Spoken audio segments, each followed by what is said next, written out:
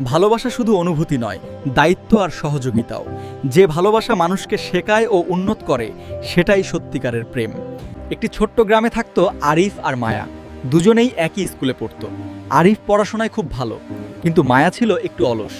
মায়া ভাবতো, ভালোবাসা থাকলেই তো জীবন সুন্দর, পড়াশোনা করে কি হবে। একদিন পরীক্ষার ফল বের হলো। আরিফ ভালো নম্বর পেল, কিন্তু মায়া ফেল করলো। মায়া খুব কাঁদতে লাগলো।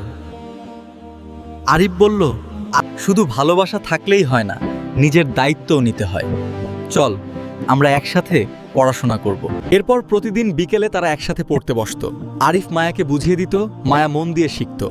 ধীরে ধীরে মায়ার ফল ভালো হতে লাগলো। 1 বছর পর দুজনেই ভালো রেজাল্ট।